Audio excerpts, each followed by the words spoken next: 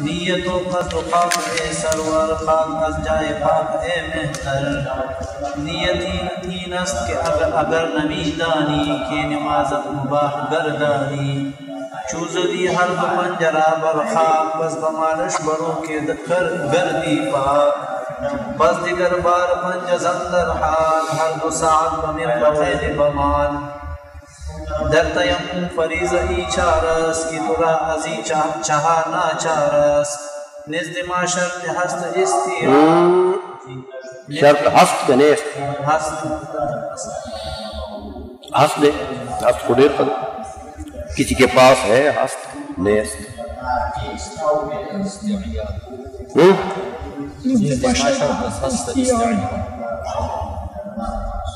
اس کتاب میں نزد ما شرط نیست استیعاب چلو نزد ما شرط نیست استیعاب چلو پڑھو ہست نیست بہتر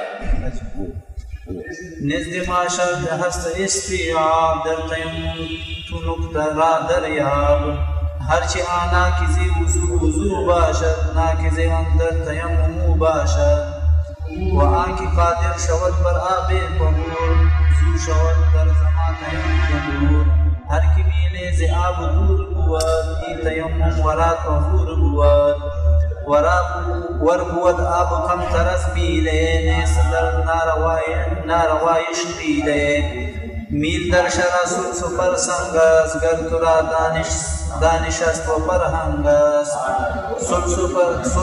سلس پر سنگ هست 4000 از قدم های مشتر رحمان. اچھا جی اب یہ 5ویں باب کے متعلق بتاتے ہیں در بیان تیمم. فرماتے ہیں 4 چیز است در تیمم فرض 4 چیزیں ہیں تیمم میں فرض. میدہم مرترا بدانش عرض میدہم دیتا ہوں میں ترا تجھے مرترا خاص تجھے بدانش عقل مندی کے ساتھ عرض کرتا ہوں عقل مندی کے ساتھ اس کو پیش کرتا ہوں. اگر بدانش ہو جائے تو پھر اس کا مطلب کیا عقل کے ساتھ.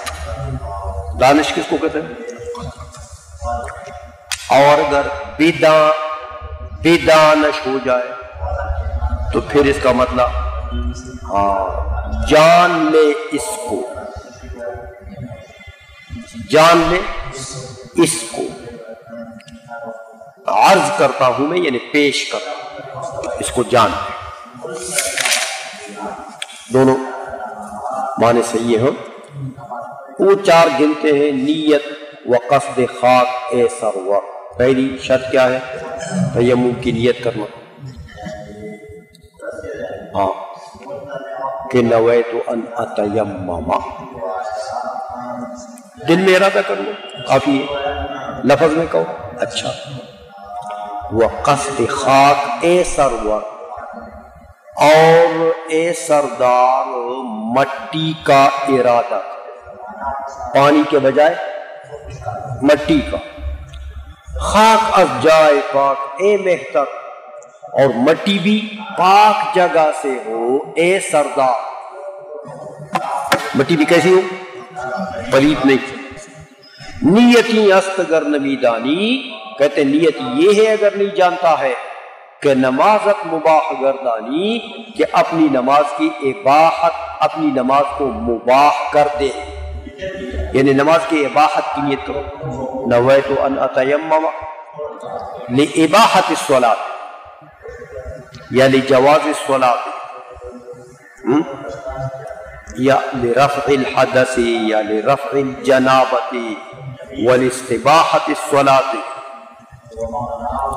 چوزدی ہر دو پنجرا برخا جب مارے گا تو دونوں پنجوں کو یہ پنجہ مٹی پر برخاست پس بمالش برو کے گردی پا اس کے بعد بمالش اس پنجے کو، دونوں پنجوں کو مل لے برو چہرے پر، چہرے پر ملو گے کہ گردی پاک کہ ہو جائے تو پاک، پلیدی سے پاک ہو جائے۔ پس دیگر بار پنجزن برحال، پس دوسرے مرتبہ بھی پنجہ جو ہے اس کو مار دے مٹی پر اسی حال سے جیسے پہلے مارا۔ ہر دو ساعد بمرفقین بمال، اور ہر دو کلائیوں کو معائے مرفقین بمال مالش کر دو، یعنی اس کو مل لو اس کے ساتھ، مرفقین کے ساتھ۔ در تیمم فریضہ این چار است، کہتے تیمم میں یہی چار فرض ہے۔ کہ تراہی چہار نا چار است، کہ تیرے لیے ان چاروں سے لاچاری ہے، لابدی ہے، ضروری ہے۔ نزد ما شرط ہست استیعاب، کہتے دو روایتیں ہیں، تیمم میں بعض لوگوں نے یہ کہا ہے کہ استیعاب شرط نہیں ہے، اگر پورا چہرہ مسح نہ ہو جائے خیر، پورے ہاتھ مسح نہ ہو جائے خیر، ایک روایت یہ ہے۔ لیکن یہ کہتے ہیں کہ میرے نزدیک استیعاب شرط، یہ مفتابی قول ہے، ہاں کہ پورا کرنا چاہیے۔ در تیمم تو نقطہ دریاب، تیمم میں اس نقطے کو یا اس نقطے کو پا لے، اس نقطے کو دریا پا لے کہ بھئی استیعاب شرط ہے، تو یہ قول جو ہے یہ بہتر قول ہے۔ ہرچ آناقض وضو باشد، ہر وہ چیز جو وضو کو توڑنے والی ہے، وہ پہلے گزر چکے نا نواقض وضو کی بات۔ ناقضا در تیمم باشد، تو تیمم کے لیے بھی وہی ناقض ہے، وہی توڑنے والی ہے۔ ناقض اندر تیمم، ناقض تیمم کے اندر یعنی تیمم کے لیے، ہاں وہ باشد وہی، لہذا جو وضو کو توڑتی ہے جو چیز وہ تیمم کو بھی توڑتی ہے۔ البتہ وہاں کے قادر شود براب طہور، ہاں وہ بندہ جو تیمم اس نے کیا ہے اور تیمم کرنے کے بعد وہ قادر ہو گیا کس کے اوپر؟ برآب طہور، ایسے پانی پر جو مطہر ہے، پاک کرنے والا ہے۔ زو شود دور، زو شود در زمان تیمم دور، زو شود اس سے ہو جائے گا، در زمان اسی وقت، تیمم دور، تیمم اس سے دور ہو جائے گا۔ کیا مطلب؟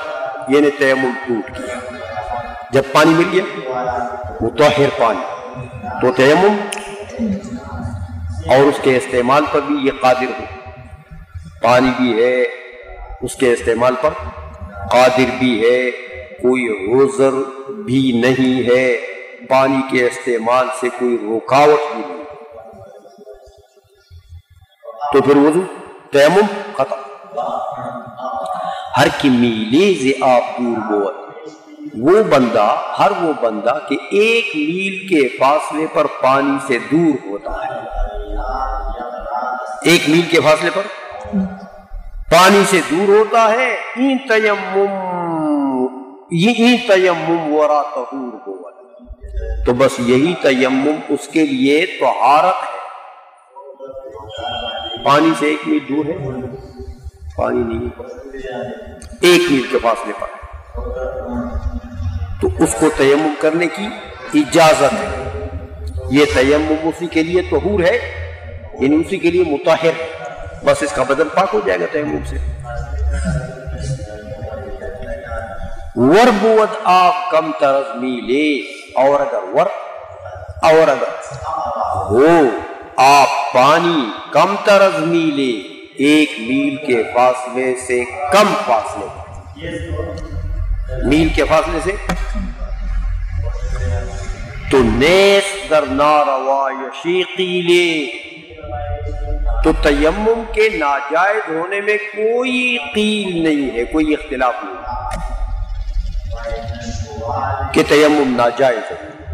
اگر پانی 1 میل کے فاصلے سے کم ہے تو تیمم کرنا جائز نہیں ہے، تیمم ناروا ہے، بشرطی کہ اس کے استعمال پر بھی انسان قادر، کوئی رکاوٹ بھی نہ ہو، پانی کے پاس کوئی درندہ نہیں ہے کہ اس کو جان کا خطرہ، کوئی دشمن نہیں ہے کہ اس کو جان کا خطرہ، ایسی کوئی رکاوٹ بھی نہ ہو۔